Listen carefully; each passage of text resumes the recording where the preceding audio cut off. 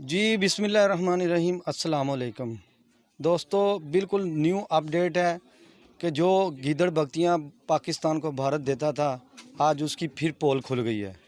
आपने देखा कि दुबई एयर शो के अंदर तेजस उनका त्यारा गिरकर फिर तबाह हो गया।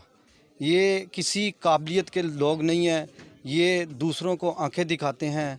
आज उनके हालात ये हैं कि उनके त्यारे खुद ब खुद नीचे ज़मीन पर गिर रहे हैं।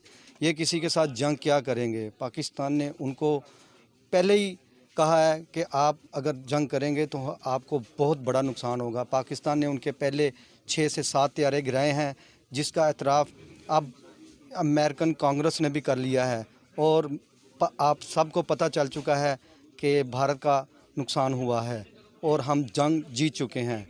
भारत को चाहिए कि वो अमन के साथ रहे और दूसरों को भी अमन के साथ रहने दे। अब जो उनकी इकॉनमी है और बढ़ जाएगी। दुनिया जो तेजस ख़रीदने जा रही थी या वो किसी से डील कर रहे थे, दुनिया को पता चल चुका है कि ये किसी काम के जहाज़ नहीं है और इनकी एयर फोर्स बिल्कुल निकम्मी और बुरी है।